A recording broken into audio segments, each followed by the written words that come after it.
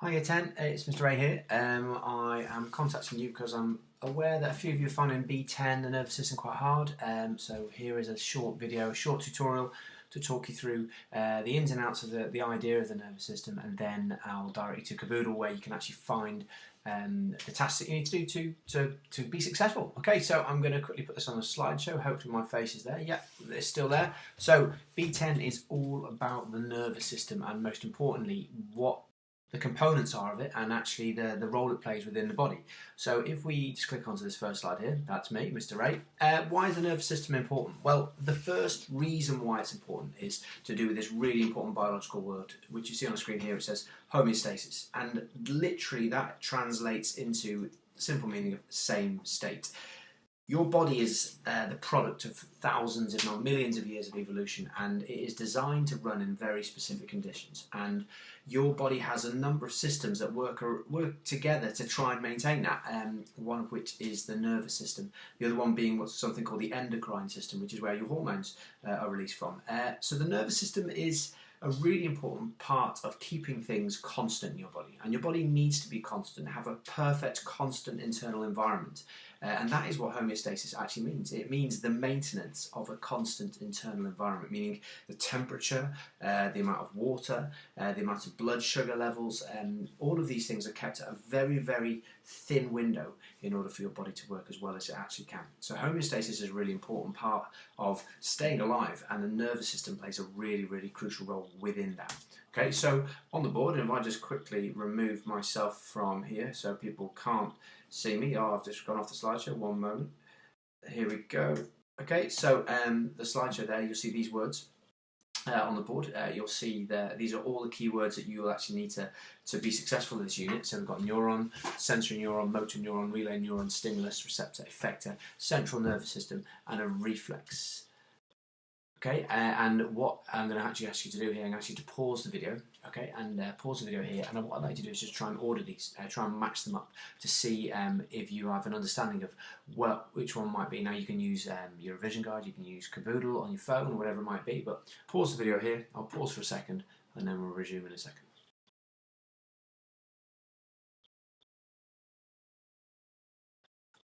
Okay, so if you've had a go at that, you'll see now on the next screen, we should see the actual words matched up with the correct answers.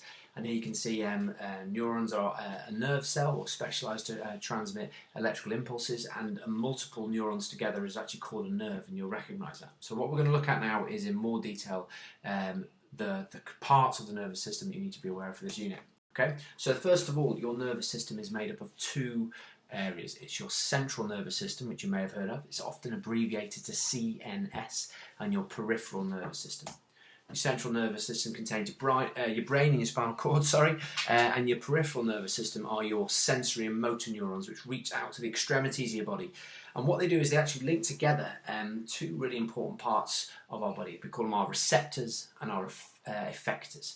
Now, the receptors, you might have seen from the definitions previously, are the parts of our body, our sense organs, which detect changes that occur around us. And the effectors are our muscles and glands, which are all there to actually try and respond to changes, all aiming towards maintaining a constant internal environment. So that's that homeostasis idea yet again.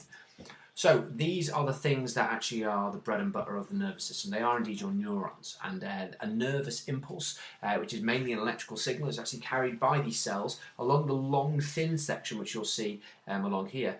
Okay, this long thin section, which is actually called an axon. If we go back one slide, sorry. They're often grouped together in large bundles, and that's what you hear the phrase nerve coming from there.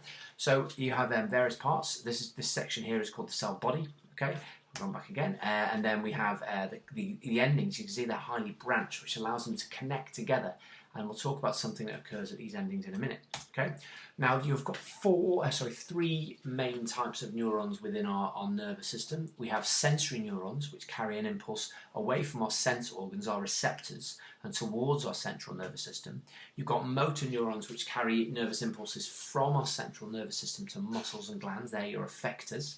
Okay, and you have the relay neurons, which is just like a relay race. The word relay, we think of linking people together in an athletics running race. The relay neuron links the sensory neuron and the motor neuron together, and they actually are located within your central nervous system. They're really important in this next thing we're going to talk about in a second. Okay, now you can see the structure of the three types of neurons here. The sensory neuron here, as we say, connects our receptor cell to other nerves or neurons by these highly branched endings, and we'll talk about what occurs at these branches in just a moment. You'll see you've got the long axon. The cell body is characterized as being in the middle of the neuron rather than at the end like these two. Okay, and it has this insulated section around it called the myelin sheath, which helps speed up the transmission of that nervous impulse. The relay neuron is often a very short neuron which links both the sensory and the motor neuron together. Again, the dendrites, the branches at the end, link the two together, but the cell body at this time is actually at the end, and notice the lack of the myelin sheath there. Okay, the motor neuron again can be a really long neuron which actually has a long axon. It has its cell body at the end, all the branches as I talked about, and that myelin sheath to insulate and speed up the axon, the nervous impulse down that long cell. And then again, highly branched, and this is similar, showing it's connected to a muscle fibre, which is one of our effectors. Okay, now at these branches you have these junctions where one neuron can join and link to another, and that junction is called a synapse. Strange spelling, S-Y-N-A-P-S-E.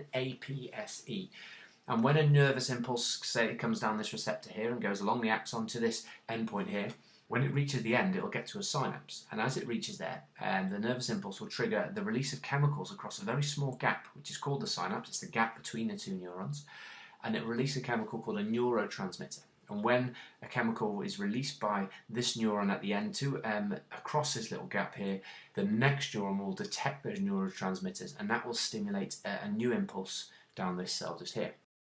Now, why am I telling you all this? What's it all to do with? Now, it's actually linking all of these things together. So if we think about what actually happens is when we touch something sharp or something hot, our body will often do a very rapid response to try and keep us safe and away from harm, and that's known as a reflex. Now, they're automatic, they are involuntary, you don't think about them, but they're incredibly quick, and they involve all the things, and then many of those keywords you see at the bottom of the screen here involves an arc which links all of these words together to allow a very rapid and unconscious response to any form of harm or danger when we detect a very strong change in our environment, our sense cells.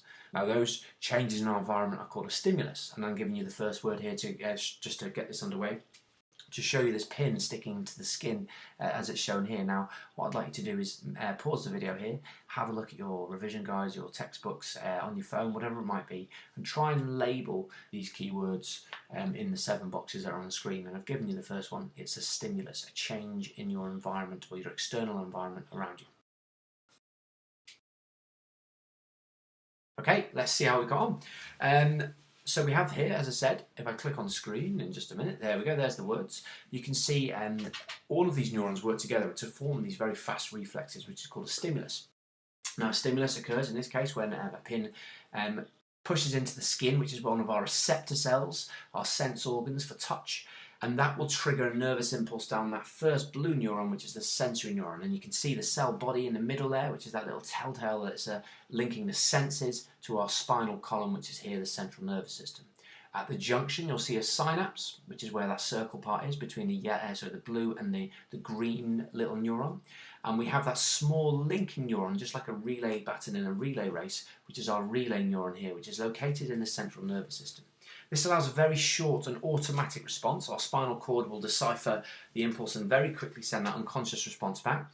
And what we'll end up with is then an impulse shooting down this long red neuron here, which is our motor neuron. Motor means motion. Okay, and remember, our effector cells are often muscles or glands, and those muscles bring about motion. So that motor neuron links the motion part of your body, and the sensory neuron links the sensing part of your body to your central nervous system. At the end, we have our effector, in this case a muscle, which will all of a sudden contract. And if this is in your finger, your arm muscles will contract rapidly, unconsciously, and draw your hand away from the stimulus, and therefore keeping you safe from harm. And that's all linked back in with that idea of keeping things constant within our body. Okay, so that's a quick run through, a quick tutorial of the main ideas and words and key language you might see in B10. If you're doing combined science, if you're doing separate science, there are further topics. What I'm going to advise you to do is to look at those. If you're doing separate science, that will be looking at the brain, the eye, and then particularly how the eye focuses if you're doing separate science only. But if you're doing combined science, that's the sum total of the ideas. I would direct you now to have a look at the free science lessons videos. Although the gentleman can be somewhat dry with his delivery, let's face it, he's actually got amazing content on there, and it's well worth having a look at. Then log on to Caboodle, check your notifications, and then you need to try and complete the quizzes on there. Now, if you're short of time, you're finding it quite time consuming, do the checkpoint quiz. The checkpoint quiz is the most important one that we'll be looking at to see how you're getting on, and then we can feedback to you and see how you're getting on in school. Thank you for listening, guys. I hope you're all safe and well, and good luck, and please contact your teachers if you've got any concerns. Thanks, guys. Take care.